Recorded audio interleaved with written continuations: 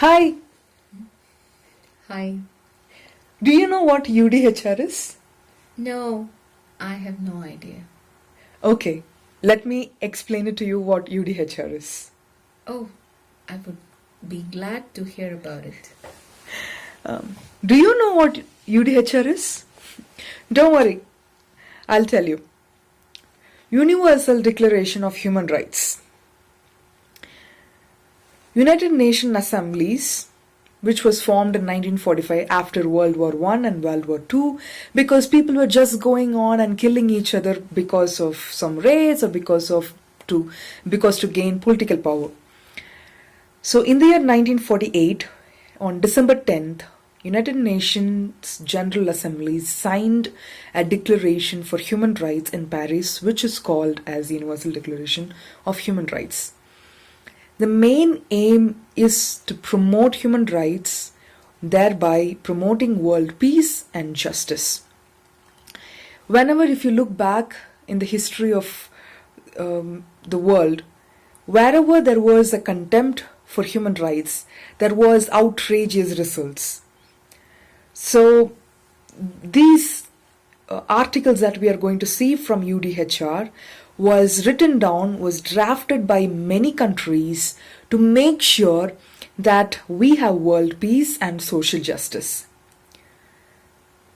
UDHR has 30 articles and now has been translated into 500 languages. So in this video we are going to see 11 articles of the UDHR document. Why 11 articles? When we study any kind of human rights, we need to keep three things in mind: right to life, liberty, and fraternity. So life, for our basic survival.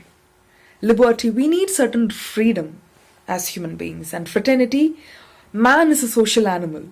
And we need a brotherhood, a family, a bond, a relationship with your own species. So these are the three things that we need to keep in mind when we are studying about human rights. So here, the rights that we are going to see today talks mainly about right to life, rights that you require for your basic survival.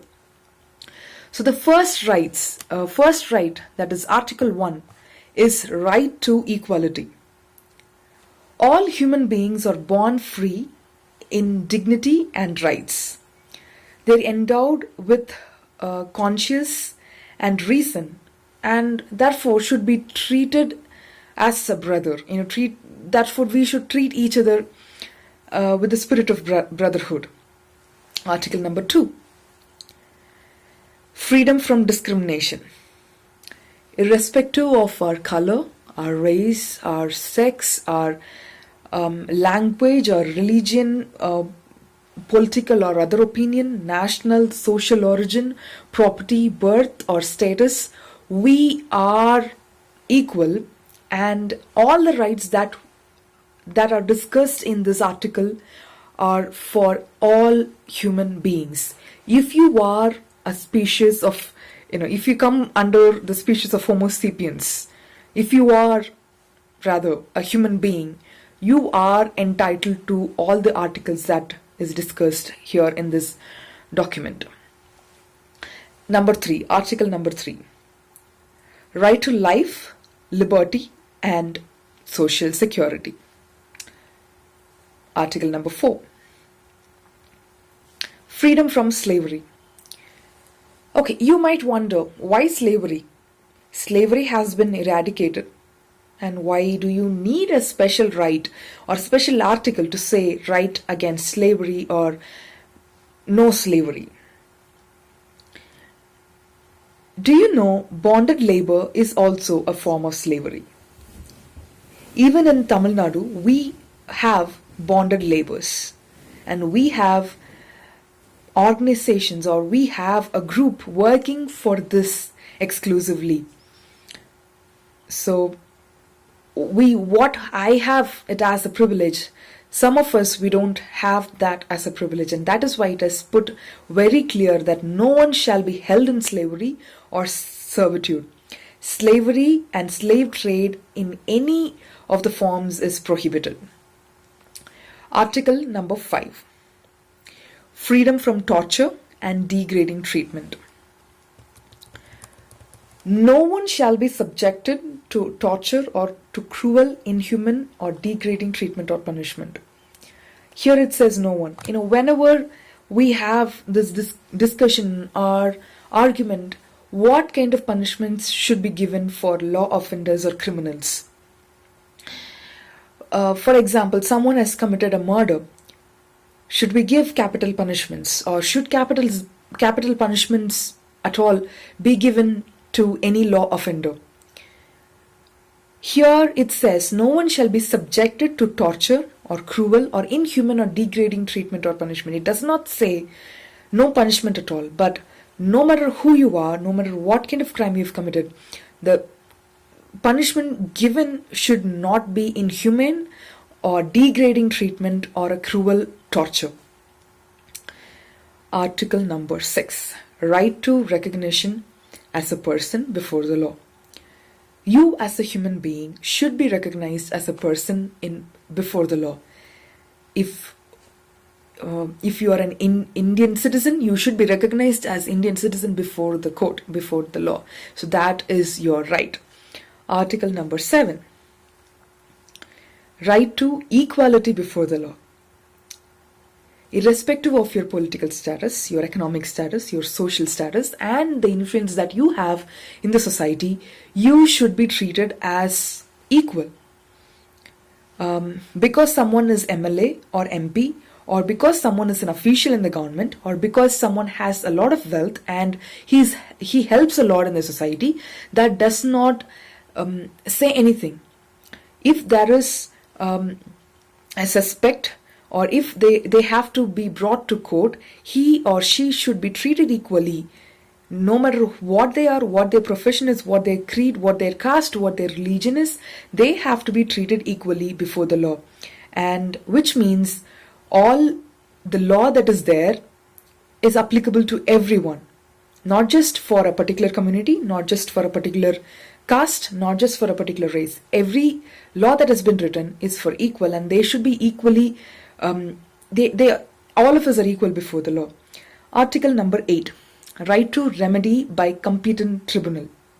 Let's say your fundamental rights has been violated. What do you do now? You need to go for your trial. That's when you have the right for judicial remedies, and that judicial remedies should be provided by a competent tribunal, which means you have the right to ask or demand for better tribunals when you are appearing for your trial. Article number 9. No one shall be subjected to arbitrary arrest, detention, or exile. What does the word arbitrary arrest mean? No one can arrest you without any reason. So that's why we would have come across in movies or even in our real life situations where when someone comes to arrest someone, they always ask for an arrest warrant, because without that you cannot arrest, technically you cannot arrest someone without a warrant or without a reason. Article number 10. Right to fair and public hearing. So even if you are in conflict with the law, you have the right for public trial. When we say public trial, there is a jury that after the trial they give their verdict as well. There should be public involved in the trial, that in the trial session that is happening. Article number 11. Everyone charged with a penal offence has a right to be presumed innocent until proved guilty, according to the law, in a public trial at which he has had all the guarantees necessary for his defense. So even if someone has committed a crime until he or she has been proven as the offender, until he has been convicted. He has all the right to be presumed as innocent, and which means technically he should be treated as a normal, proper human being. So these are the basic rights that is there in UDHR Article 1 through Article 11. So in the next class we will see from Article 12 to 20. Thank you.